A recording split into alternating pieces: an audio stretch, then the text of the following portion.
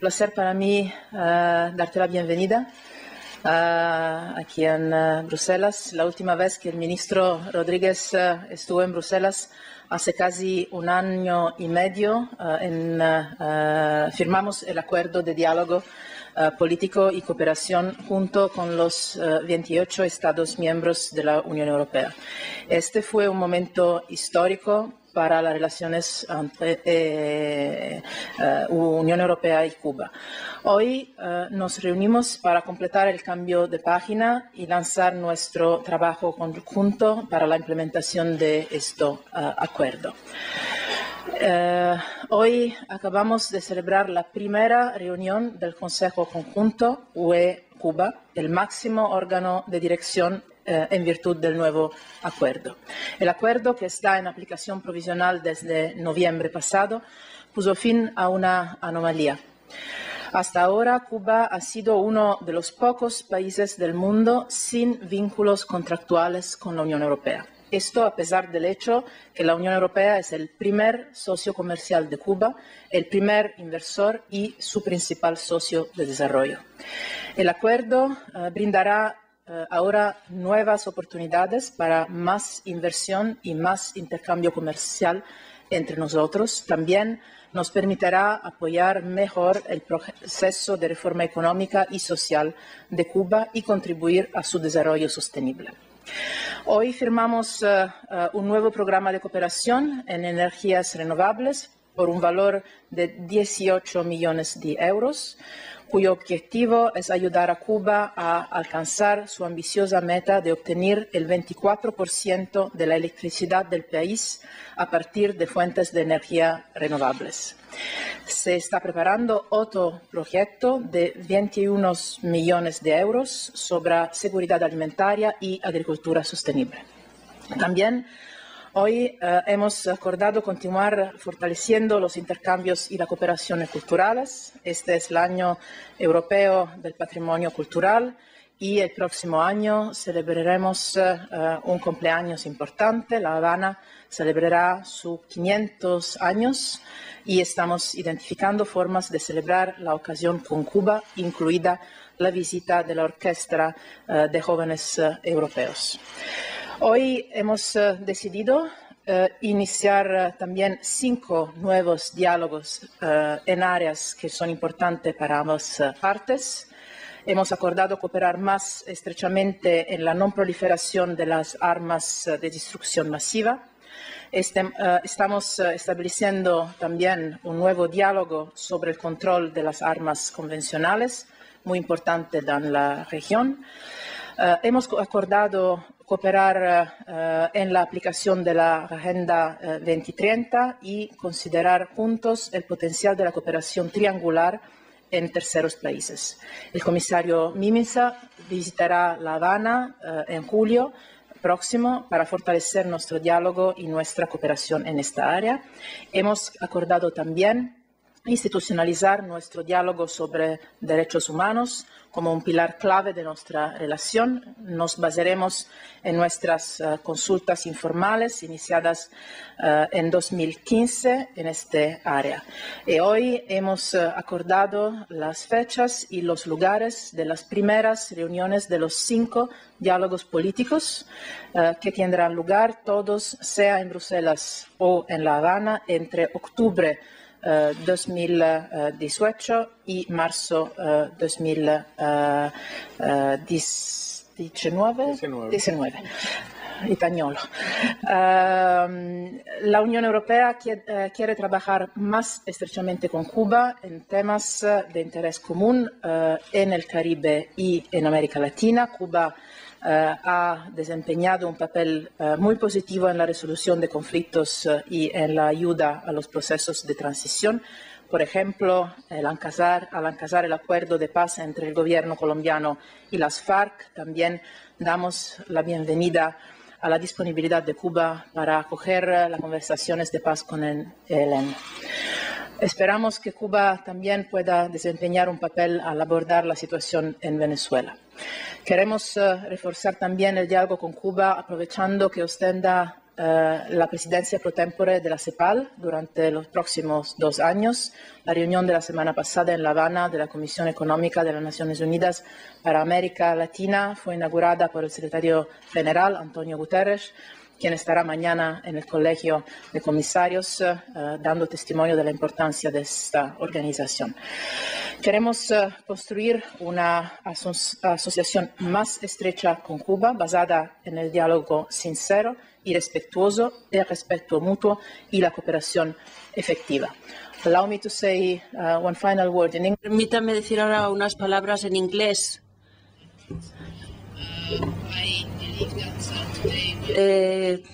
Creo que hoy hemos dado un paso importante en las relaciones entre la Unión Europea y Cuba, un paso positivo, histórico y además muy concreto.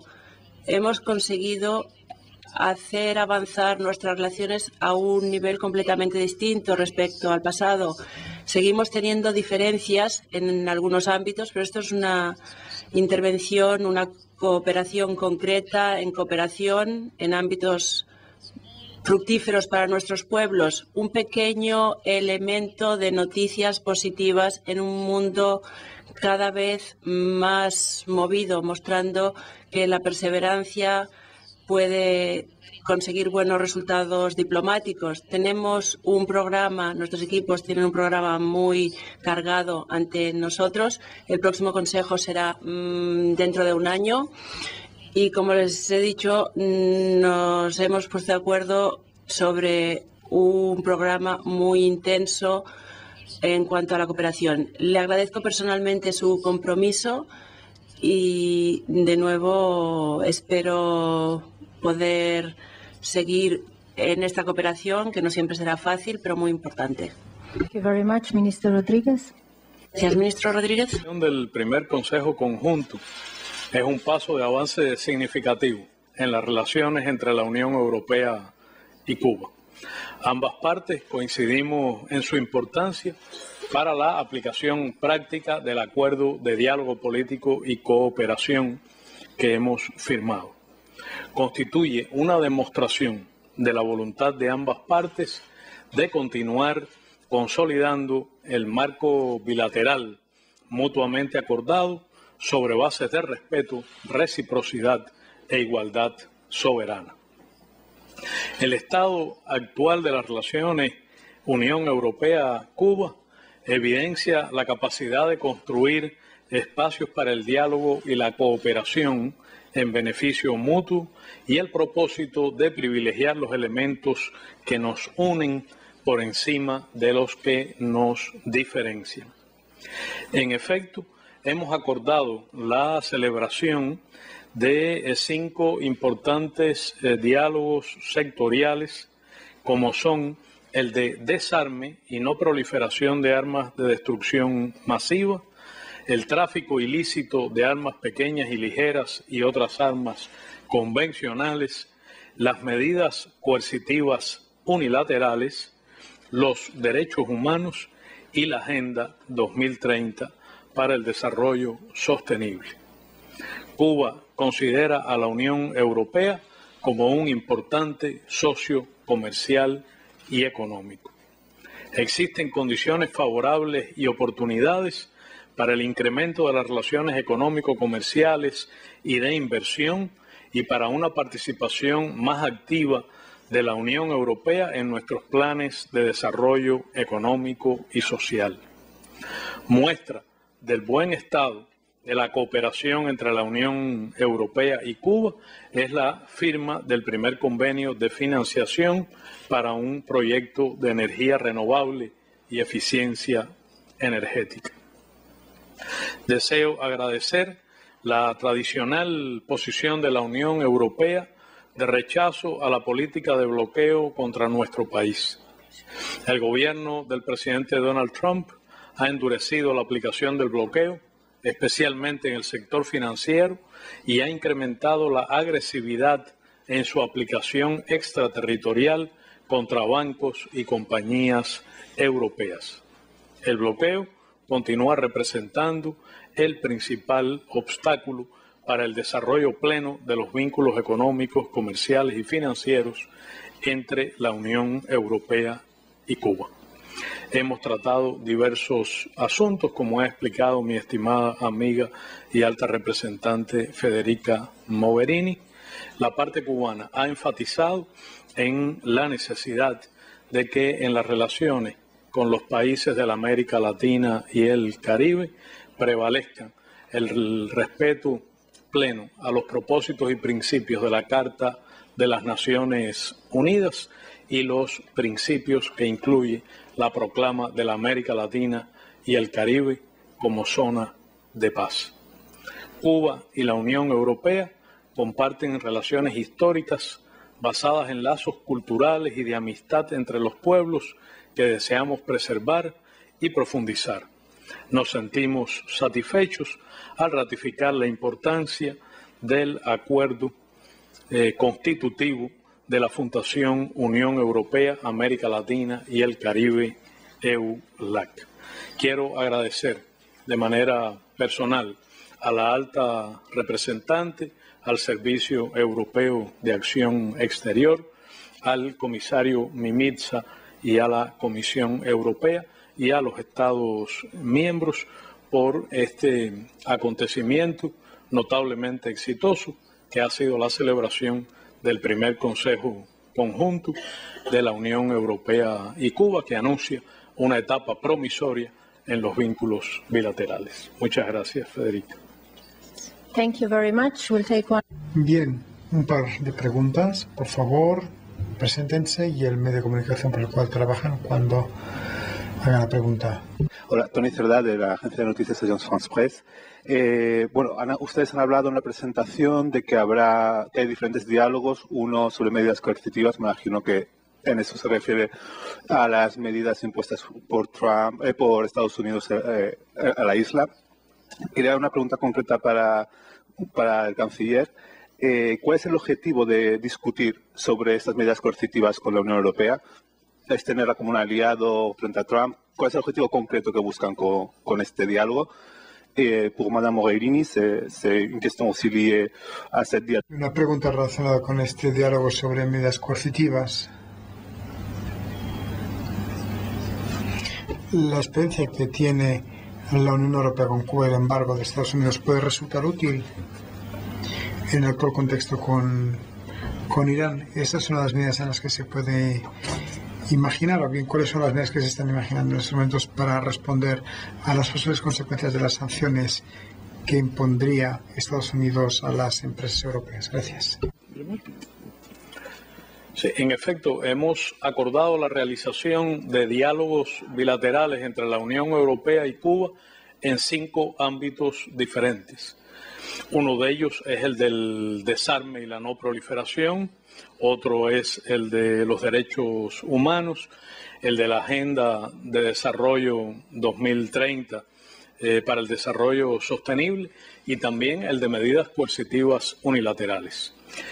Cuba considera que la proliferación de medidas coercitivas unilaterales, la aplicación de sanciones de carácter unilateral, la visión de un excepcionalismo, un supremacismo que constituye una violación del derecho internacional y de las funciones de los órganos de Naciones Unidas como el Consejo de Seguridad y la Asamblea General, constituyen un elemento de agravamiento de la situación internacional que provoca daños humanos y también daños económicos.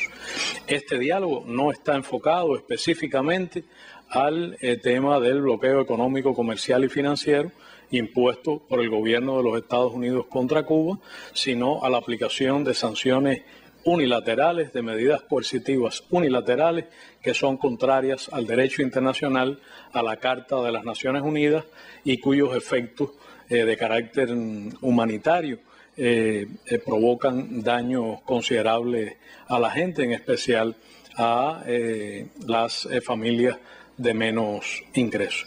De manera que nuestra visión dentro del reconocimiento de que en una coyuntura internacional de crecientes amenazas a la paz y a la seguridad internacionales, de amenazas del unilateralismo contra las Naciones Unidas y contra las prácticas multilaterales inspiradas en el diálogo y la cooperación, hace útil intercambiar puntos de vista sobre este asunto medular. You will allow me to... Voy a responder en inglés. Yo veo que aquí hay dos cuestiones distintas, bueno, de hecho tres. Uno, la posición de la Unión con respecto al bloqueo. Ahí, la Unión Europea y sus Estados miembros siempre lo han expresado muy claramente. Hace unos meses aquí mismo, en la Asamblea General de Naciones Unidas, todos los Estados miembros unánimemente apoyaron una resolución que solicitaba la finalización del bloqueo. Y eso es así porque pensamos que el comercio, las inversiones y las relaciones económicas son un instrumento muy poderoso para el desarrollo sostenible, para las oportunidades económicas, no únicamente para aquellos que invierten, sino también para las personas, para el pueblo cubano. Eso lo hemos dejado siempre muy claro. Eso es lo primero. Dos, los efectos extraterritoriales del embargo de Estados Unidos a la isla. Ya saben ustedes que este siempre ha sido una cuestión importante para los europeos, para la Unión Europea y los Estados miembros, porque se debe a la necesidad de proteger las inversiones europeas y los intereses europeos de carácter económico o político frente a los efectos extraterritoriales del embargo de Estados Unidos. Siempre hemos trabajado en esto. No se trata de nada nuevo, se trata de una práctica y una experiencia que viene de lejos. Tercera parte.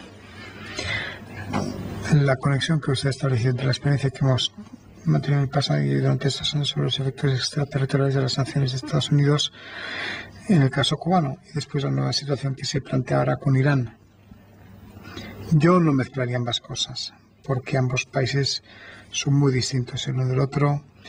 Y si quiere usted conocer cuál es el enfoque que nosotros seguimos con Irán, pues dentro de unas pocas horas, a eso de las 10 de la noche o así, pues después de las próximas 2 reuniones que vamos a mantener, pues voy a comentar más el caso de Irán, que es una situación específica,